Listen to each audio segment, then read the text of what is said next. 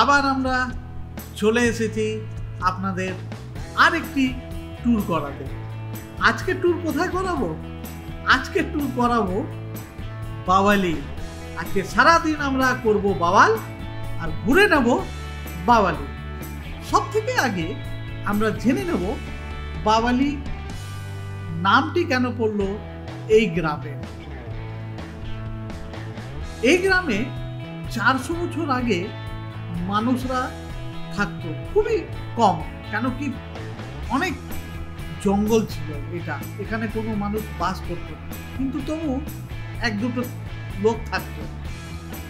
তো ওনাদের বাড়িতে কোনো গেস্ট আসলে এসে তো গেস্ট চলেই যাবে, তখন ওনারা বলতেন বনে এলি আর গেলি,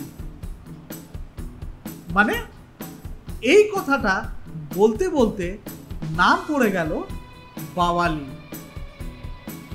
নমস্কার বন্ধুরা, আশা করি সবাই ভালো আছেন। আজকে আবার আমরা চলে এসেছি আমাদের দ্বিতীয় এপিসোড বাওয়ালি গ্রামে। আমরা কিছুদিন আগেই দেখিয়েছিলাম জলটুঙ্গি বাগানবাড়ি। আজ দেখাবো বাওয়ালির আরেকটি স্থাপত্যের কথা। সে যে বলছিল না উমেশ যে বাওয়ালি নাম কোনোভাবে পড়লো, আরেকটি তথ্য পাওয়া যায় যে এই গ্রামে বাউল বলে এক জাতি বাস করত, তার থেকেও হতে পারে বাওয়ালি নাম। আবার কেউ কেউ বলেন এখানে নাকি অনেক বড় বড় কুয়ো ছিল, যেটাকে হিন্দিতে বলে বাউলি, তার থেকেই এই গ্রামটির নাম হয়েছে বাওয়ালি। আর বাওয়ালি বলতে এখনকার সবাই এক ডাকে চেনে বাওয়ালি রাজবাড়ি। আমরা রাজবাড়িতে যাব না, আজ দেখব বাওয়ালির গুপ্ত বৃন্দাবন ধামের কথা।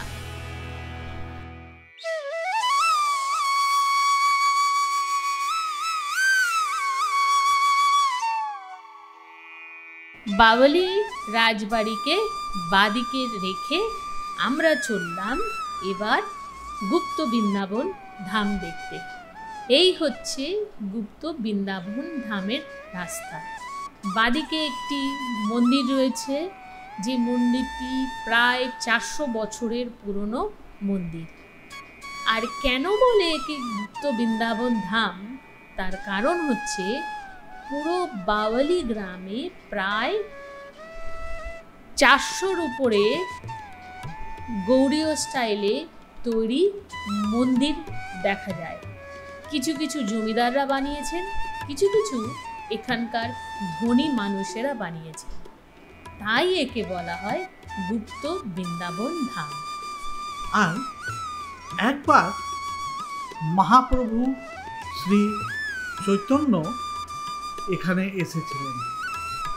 উনি এসে দেখলেন কৃষ্ণে और রাধার লীলা, দেখে উনি অবাক হয়ে গেলেন। কি বলবেন, মহাপ্রভু এই দৃশ্য দেখে আর মনে করতে পারছিলেন না, তাই জন্য উনি এই জায়গাটির নাম রেখে দিলেন গুপ্ত বৃন্দাবন ধাম।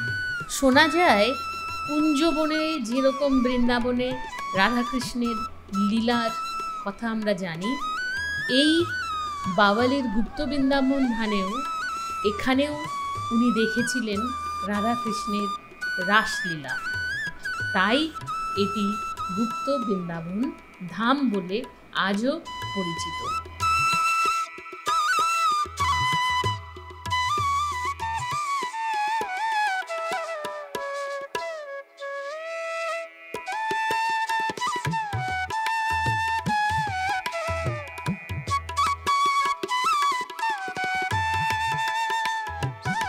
বন্ধুরা, এখন আমরা দেখছি গুপ্ত বৃন্দাবন ধামের মন্দির। আপনারা নিশ্চয়ই ভাবছেন এটা তো শুধু ওয়াল, মন্দিরটি কোথায়? এটি আগে ছিল রাধাকৃষ্ণের মন্দির, এখন টোটাল ধ্বংস হয়ে গেছে। এখানেই ছিল রাধাকৃষ্ণের মন্দির, এখানে ছিল রাসমঞ্চ, দোলমঞ্চ, আর ছিল নাট মন্দির। তবে মন্দিরগুলো পুরোটাই ধ্বংস হয়ে গেছে। তার কারণ হচ্ছে এগুলো বানানো হয়েছিল টেরাকোটা স্টাইলে, আর এখানে যে ব্যবহার করা ছিল চুন আর সুরকি। নতুন করে মন্দির রেস্টোর করতে গেলে সিমেন্ট দিয়ে চুন সুরকির সাথে মেশানো যাচ্ছে না, জল সিপ করছে, নষ্ট হচ্ছে। তাই এই মন্দিরগুলোকে এরকমভাবেই রেখে দেওয়া হয়েছে। এর পাশে আরও বড় জায়গাতে নতুন করে আবার রাসমঞ্চ, দোলমঞ্চ তৈরি করা হচ্ছে। এটি গুপ্ত বৃন্দাবন ধামের মন্দির বলা যেতে পারে।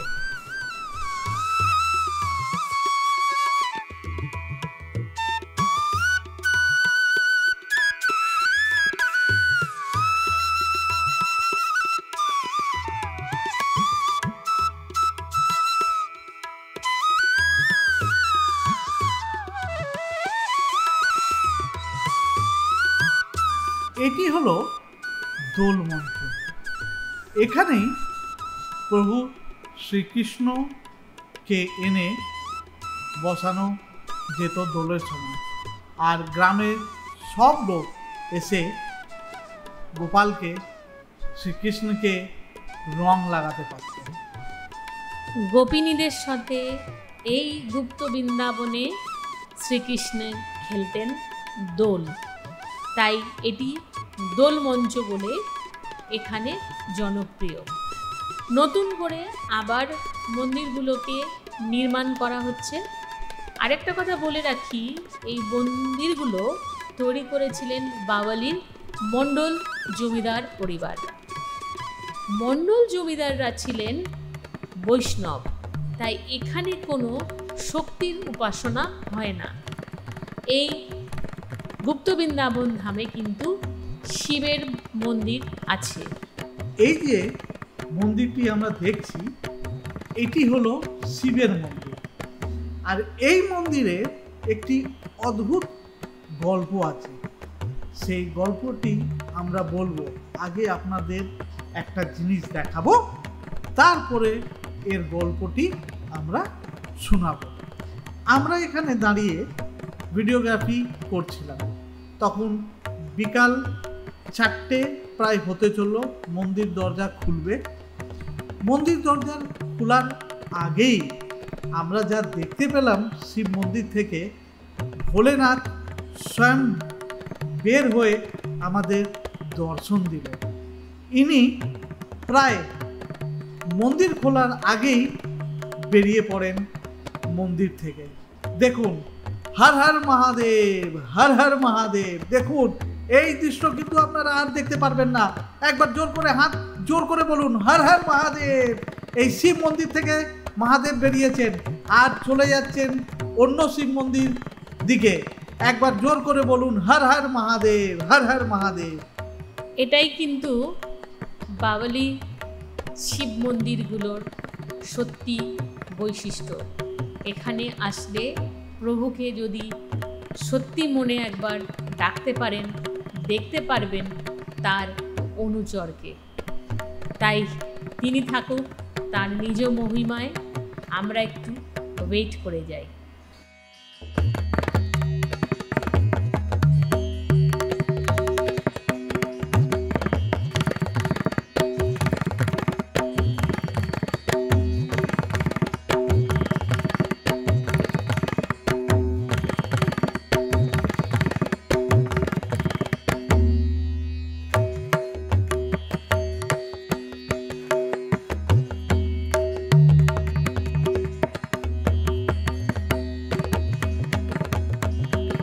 এখানকার লোকরা বলে, এই মহাদেবকে যদি পুরো দেখতে হয় আপনাদের, যদি তো আসতে হবে নাগ পঞ্চমীর দিন। নাগ পঞ্চমীর দিনে উনি এই মন্দিরে শিবের জটায় বসে থাকেন। কি অদ্ভুত দৃশ্য বন্ধুরা, আপনারা নিশ্চয়ই একবার নাগপঞ্চমী দিন আসুন। আমরাও যাব নাগপঞ্চমী দিনে, দেখি দেখতে পাই কি না। আজকে দেখতে পেয়েছি, তো সেদিনও নিশ্চয়ই আমরা দেখতে পারবো। আর পেছনে পুরো বাগান ভর্তি, এত ঘন জঙ্গল, কি বলতেই পারি হর হর মহাদেব। আর এই পুরো এরিয়াই কিন্তু বাওয়ালি জমিদার পরিবারের সম্পত্তি। এই জায়গাগুলোকে ওনারা আবার নতুন করে মন্দিরগুলো তৈরি করার চেষ্টা করছেন। তবে এইটা বাওয়ালি যে মণ্ডল পরিবার আছে ওনারা নয়, এখানে একটি লোকাল সংস্থা আছে, তারাই এই পুরনো ইতিহাসকে পুনরুদ্ধার করানোর জন্য মন্দিরগুলোর রেস্টোরেশন ব্যবস্থা করছেন। আর এই মন্দিরে ডান দিকে আছে একটি ছোট পুকুর। এখানে রাধাকৃষ্ণ আর শিবকে শিবরাত্রির সময় এখান থেকে জল নিয়ে দেওয়া হয় শিবের মাথাতে, আর গোপীনাথকে এখানে চান করানো হয় ঝুলনে বা দোলনে। হ্যাঁ, তবে যেটা বলছিলাম, এই বাওয়ালির মণ্ডল পরিবাররা আজ এতটাই বিভক্ত যে পরিবারদের পুরোটা আর বাওয়ালিতে থাকেন না। কিছু চলে গেছে কলকাতায়, আর যারা এখানে রয়ে গেছেন তারা মন্দিরগুলোর ঠিকমতো দেখভালও করেন না।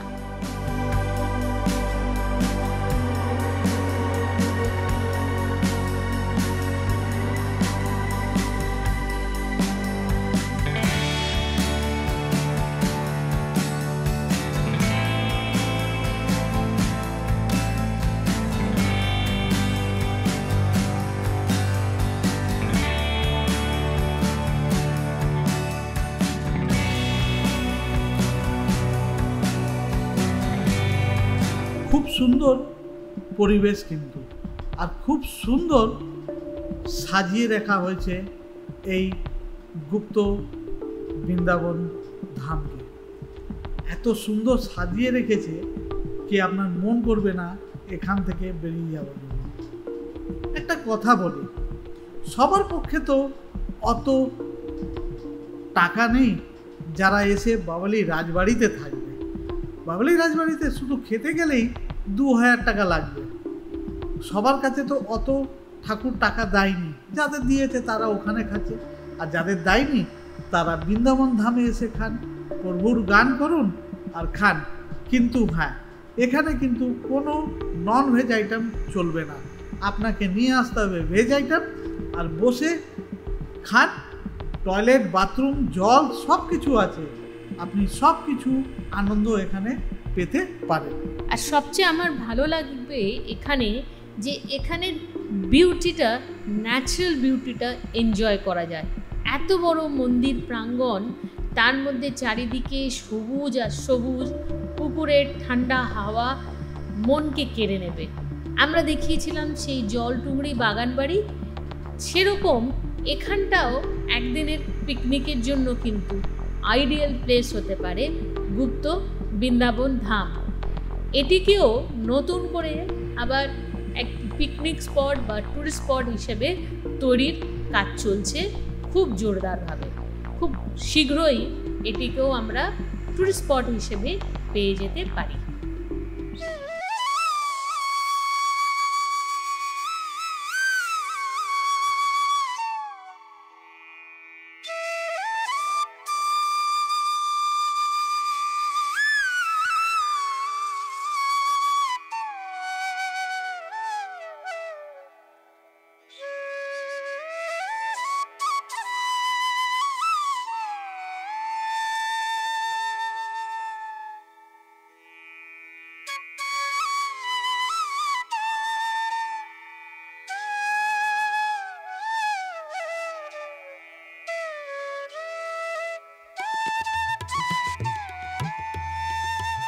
তো বন্ধুরা, এবার আমরা চলে আসলাম গুপ্ত বৃন্দাবন ধামের সব থেকে বড় মন্দির গোপীনাথজির মন্দির, ঠিক সামনেই আমরা দাঁড়িয়ে আছি। আর যিনি আমাদের সঙ্গে কথা বলছেন তিনি মণ্ডল পরিবারের এখনকার সদস্য।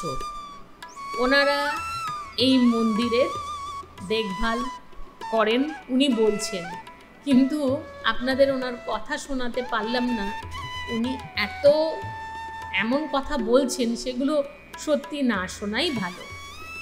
এই গোপীনাথজি মন্দির যেটি আছে এটি হচ্ছে বাওয়ালি মণ্ডল পরিবারের সবচেয়ে পুরনো মন্দির। বাওয়ালিরা তো এখানেই বাওয়ালি গ্রামেই থাকতো মণ্ডলরা। ক্লাইভ ওনাদের ডেকেছিলেন কলকাতা যেতে। তো বাওয়ালি পরিবারের রাধেশ্যাম মণ্ডলের ছেলে মানিক মণ্ডল আর রাধারাম মণ্ডল রবার্ট ক্লাইভের ডাকে সাড়া দিয়ে চলে গেছিলেন কলকাতায়। কলকাতাতেই রয়েছে ওনাদের মণ্ডল বাড়ি, আর কিছু বংশধর এখানে রয়ে গেছে। আর বাওয়ালি রাজবাড়ি যেটা আছে, রাজবাড়িটা এখন দিয়ে দেওয়া হয়েছে হেরিটেজ হোটেল হিসেবে। তো মণ্ডল পরিবারের লোকেরা ছড়িয়ে ছিটিয়ে রয়েছে এই বাওয়ালির চত্বরে। দেখা যায় যাকেই জিজ্ঞেস করবেন নাম কি, বলবে সাচ অ্যান্ড সাচ মণ্ডল। তো আমরা এবার চলি, দেখে নিই এই গোপীনাথজি মন্দিরটি।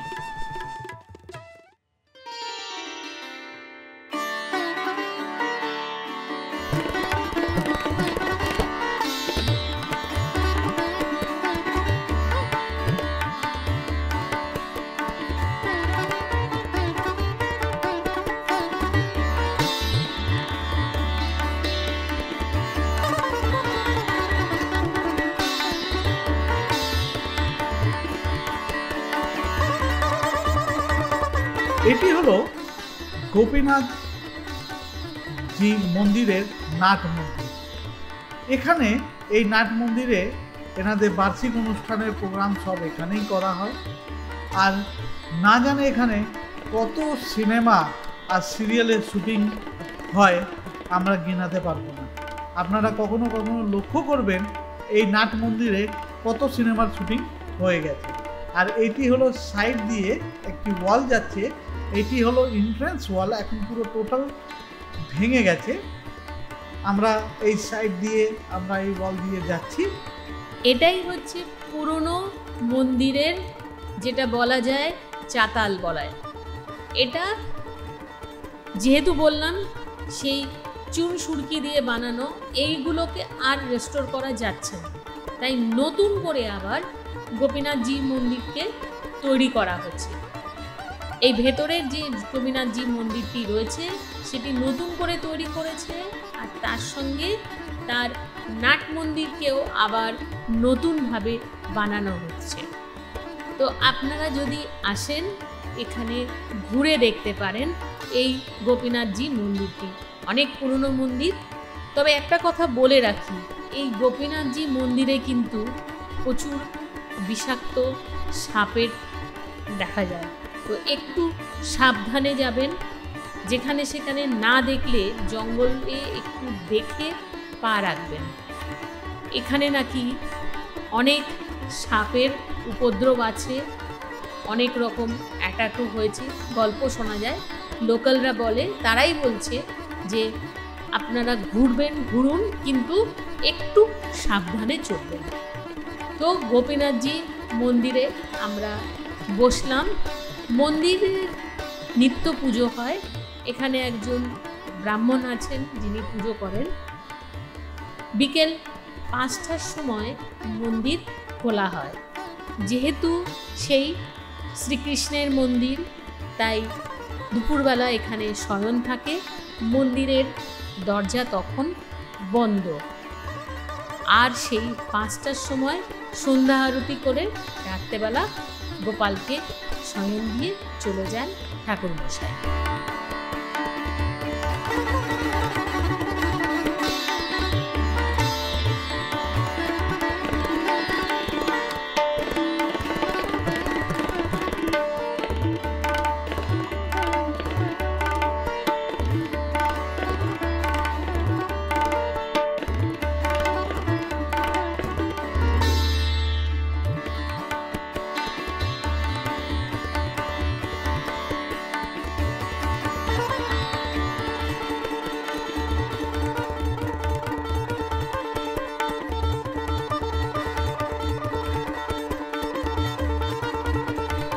একটা কথা বলে রাখি বন্ধুরা, এই পুরো বাওয়ালির যে গুপ্ত বৃন্দাবন ধাম, এটি ছিল মণ্ডল পরিবারের।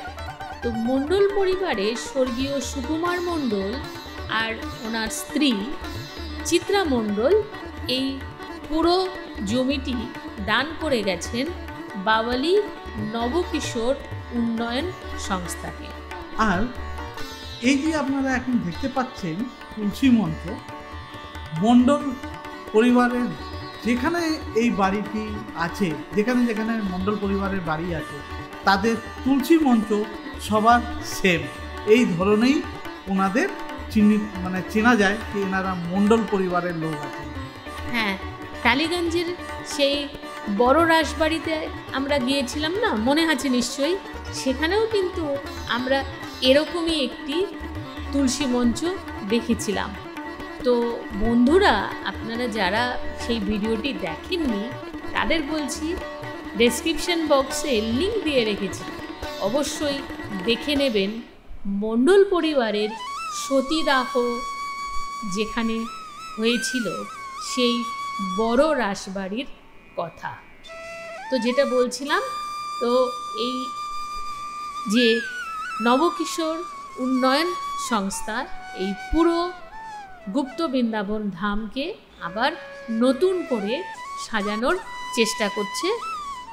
ওনারা এখানে দেখভাল করেন আর বিউটিফিকেশন কাজ করছেন, লাইটিংয়ের কাজ হচ্ছে। আর একটা কথা আপনাদের রিকোয়েস্ট করছি, এই বাওয়ালির এই গুপ্ত বৃন্দাবন ধামে আসলে একটা জিনিস আমরা লক্ষ্য করেছি, এখানে কিন্তু অনেক রকমভাবে চাঁদা চাওয়া হয়। বলা হয় যে এখানে এই ইয়েতে টাকা দিন, এই মন্দির ডেভেলপমেন্টে টাকা দিন, কিন্তু আপনারা যদি ডোনেশন করার ইচ্ছেই থাকে তাহলে বাওয়ালি নবকিশোর উন্নয়ন সংস্থাকেই গিয়ে যোগাযোগ করে ওনাদের কাছে ডোনেশন দেওয়ার চেষ্টা করবেন।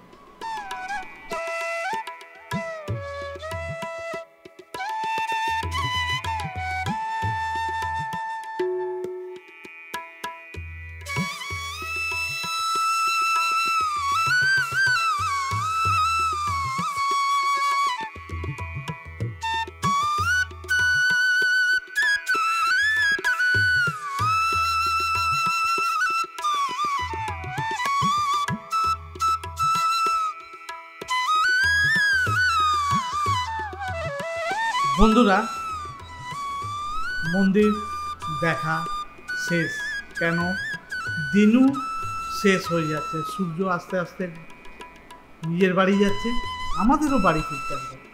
তো আমাদের এই ভিডিওটি কেমন লাগলো প্লিজ কমেন্ট করে জানাবেন। আর এখন অবধি যে বন্ধু আমাদের আশীর্বাদ করেননি, একটু আশীর্বাদ করে দিলে কিছুটা আমরা বল পেতে পারি, তাই জন্য তাড়াতাড়ি আমাদের চ্যানেলটাকে সাবস্ক্রাইব করে নিন। এই রাস্তা দিয়ে আমাদের এই বাদিকে রয়েছে রাধাকৃষ্ণ মন্দির, পুরনো মন্দির। আর এখন এখানে সুন্দর করে এই পুকুরটাকে কাটা হয়েছে, পুকুরের ধারগুলো খুব সুন্দর করে বাঁধিয়ে দেওয়া হয়েছে, দিয়ে আমরা গেট থেকে বেরিয়ে পড়লাম বাওয়ালির গুপ্ত বৃন্দাবন ধাম থেকে। আর এখানে সেই সুকুমার মণ্ডল আর শ্রীমতী চিত্রা মণ্ডলের একটি আবক্ষ মূর্তি বাওয়ালি নবকিশোর উন্নয়ন সংস্থা এখানে তৈরি করে দিয়েছেন। কারণ ওনারা যদি ভূমি না দিতেন তাহলে এত সুন্দর হেরিটেজকে রেস্টোর করার চেষ্টা হতো না। ও পালনহারে निर्गुण और न्यारे, तुम्हारे बिन हमरा कोनो नाही, हमरी उलझन सुलझाओ भगवन, तुम्हारे बिन हमरा कोनो नाही। ओ पालनहारे निर्गुण और न्यारे, तुमरे बिना हमरा कोनो नाही।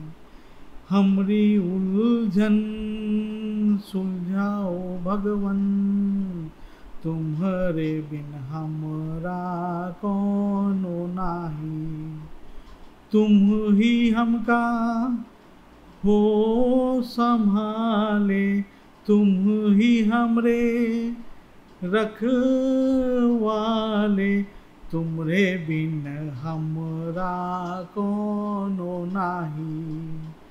तुमरे बिन हमरा कोनो नाही।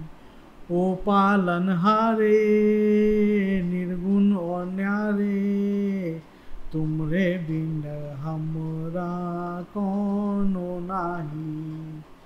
हमरी उलझन सुलझाओ भगवन। हरे कृष्ण हरे कृष्ण, রাধে রাধে।